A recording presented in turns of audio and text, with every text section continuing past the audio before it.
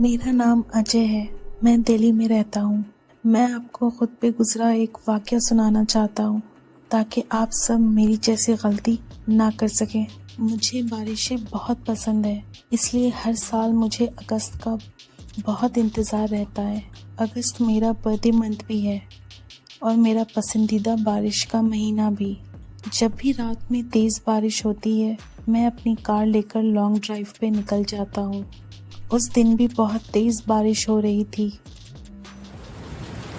मैंने कार की चाबी ली और लॉन्ग ड्राइव पे निकल गया, किसी ऐसे रास्ते पे जहाँ पे मुझे कोई परेशान करने वाला ना हो। मैं ऐसे रास्ते पे निकल गया जहाँ पे पेड़ ही पेड़ थे और दूर दूर तक कुछ नज़र नहीं आ रहा था क्योंकि बारिश बहुत तेज़ हो रही थी। मैं बस अपनी धुन में कार चलाता जा रहा था। मुझे पता नहीं था मैं किस तरफ जा रहा हूँ। मैंने इधर उधर देखा तो पहाड़ी रास्ता शुरू हो गया था। मैंने देखा ये रास्ता ऊपर की तरफ जा रहा था और वहाँ का नज़ारा मैं आपको बता नहीं सकता कितना खूबसूरत लग रहा था। मैंने सोचा ऊपर जाकर देखूं वहाँ का नज़ारा और कितना खूबसूरत होगा। मैं ऊपर की तरफ कार तेज़ी से चला रहा था। अचानक तेज़ बारिश में मुझे सामने से एक कार आती नज़र आई। मैं घबरा गया और कार दूसरी तरफ से निकालने की कोशिश की और इसी में मैं एक बड़े से पत्थर से टकरा गया। मैंने बेहोश होते होते दूर से एक बूढ़े आदमी को अपनी तरफ आते देखा और देखते ही देखते मैं बेहोश हो गया।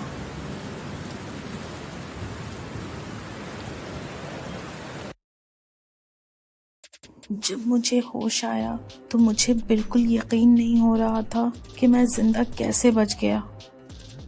मैंने आसपास देखा तो मैं एक छोटे से घर में लेटा हुआ था। मेरे सामने एक लड़का और एक लड़की बैठे हुए थे।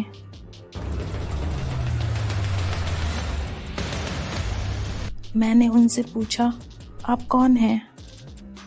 क्या आपने मुझे यहाँ लाया है? उसने कहा, मेरा नाम लालचंद है और ये मेरी बहन है लीलावती। हाँ, हमने ही तुम्हें यहाँ लाया है। लालचंद ने फिर कहा, तुम आराम करो, शाम होने वाली है, हम तुम्हारे लिए खाने का इंतज़ाम करके आते हैं। ये कहकर दोनों बाहर चले गए।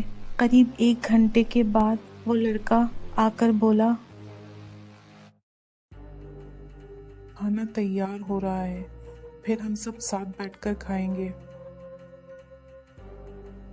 खाना क्या था? एक प्याले में बस पका हुआ मीट लेकर आ गए। मैंने पूछा, ये क्या है? उस लड़की ने कहा, तुमने कभी खरगोश का गोश्त खाया है? बहुत ही मज़ेदार है, खाकर देखो। मैंने खाया, सच में मज़ेदार था। मैंने थोड़ा सा ही खाया होगा। उन दोनों ने ऐसे खाया जैसे कई दिन से भूखे हों। खाते ही उस लड़की ने कहा, अरे रात होने वाली है, बोलकर जल्दी से उठकर बाहर जाने लगी। इसी हड़बड़ाहट में सर पे चोट लग गई गिरने की वजह से। लड़के ने उसे उठाया और बाहर ले गया। बहुत देर मैं उनका इंतज़ार करता रहा पर कोई नहीं आया। थोड़ी देर बाद मेरी आंख लग गई। बात करने की आवाज़ों से मेरी आंख खुली तो मैंने अपने सामने एक बूढ़ा और बूढ़ी को बैठे देखा। बूढ़े की शक्ल देखकर मुझे कुछ याद आया। मैंने पूछा, आप कौन? उसने कहा, मैंने ही तो तुम्हें बचाया है। तो उस बुढ़िया ने जल्दी से कहा, हाँ हाँ, मतलब हमारे बेटे ने। मुझे अजीब लगा क्योंकि मैंने भी इस बूढ़े को ही देखा था। फिर मैंने पूछा, आपके बेटे और बेटी कहाँ चले गए? बूढ़े ने बताया, हमारे खेत की रखवाली करने। दिन को हम रखवाली करते हैं और रात को वो दोनों, ताकि कोई नुकसान ना पहुंचा सके। हम बहुत थक गए हैं, अब हमें आराम करना है। बोलकर उसी रूम में एक तरफ सोने लगे। रूम में बिल्कुल हल्की रोशनी थी, कैंडल की वजह से वो भी ख़त्म होने वाली थी। अब हर तरफ अंधेरा ही अंधेरा था। कुछ देर बाद मुझे भी नींद आ गई। सुबह सूरज की रोशनी से मेरी आंख खुली तो कमरे में कोई नहीं था। शायद वो दोनों जा चुके थे। थोड़ी देर में वो दोनों लड़का और लड़की आ गए। उनके हाथ में फल था। उन्होंने मुझे फल खाने को कहा। मैंने कहा मेरी वजह से आप लोग परेशान ना हो। जो कुछ आप लोग खाएंगे मैं भी वही खा लिया करूँगा। लड़की ने कहा हम तो चाहते हैं तुम्हें यहाँ कोई तकलीफ ना हो और तुम जल्दी से ठीक हो जाओ। मैंने देखा लड़की के सर पे वही चोट का निशान था जो कल रात बुढ़िया के सर पे था। मैंने एक सेब उठा लिया। दिन भर वो दोनों कुछ काम कर रहे थे। मुझे बहुत हैरानी हुई जबकि दोनों रात भर के जगे हुए थे और आज मेरा उनके साथ दूसरा दिन था। इन 2 दिनों में मैंने उन्हें एक पल के लिए भी सोते नहीं देखा। अब ये दोनों भाई बहन मुझे खौफनाक लगने लगे थे। अब मैं यहाँ से जल्द जाना चाहता था। अब मेरी तबीयत भी पहले से बहुत बेहतर थी। मैं खुद से उठकर चल सकता था। वो दोनों अभी रूम में नहीं थे। मैं उठकर इधर उधर देखने लगा। ये छोटा सा घर काफी पुराना था। काफी ऊंची पहाड़ी पर बनाया गया था। मैं बाहर निकला। बाहर दूर दूर तक कोई खेत नहीं था, बस जंगल ही जंगल था। मैं कुछ आगे बढ़ा तो एक छोटी सुरंग जैसी जगह थी। मैं उस तरफ बढ़ा। वहां से बहुत गंदी बदबू आने लगी।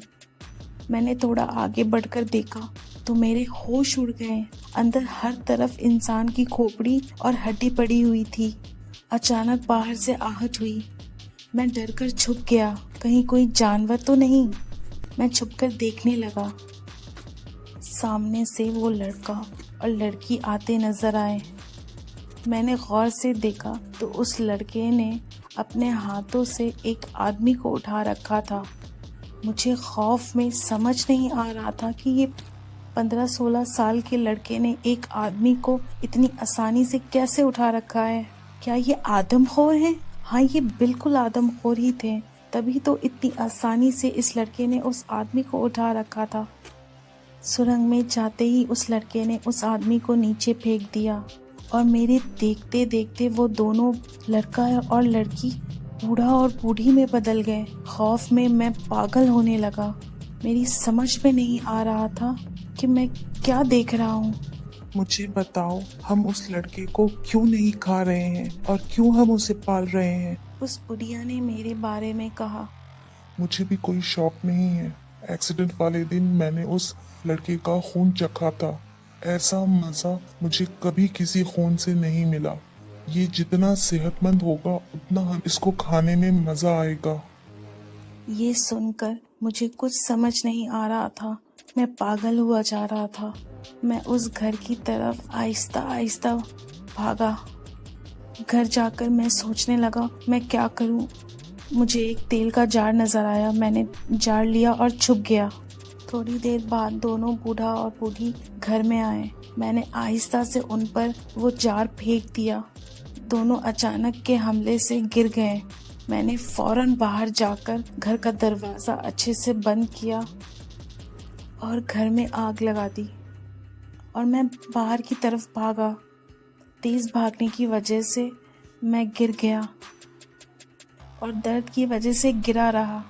जलता हुआ घर मुझे अब भी नजर आ रहा था और उस घर से ऐसी चीखों की आवाजें आ रही थी जैसे 2 नहीं कई सारे इंसान मिलकर चिल्ला रहे हों। थोड़ी देर में वहां सब खत्म हो गया। मुझे तो ये समझ नहीं आ रहा था ये दोनों आदमखोर इंसान थे या जिन थे या कौन थे।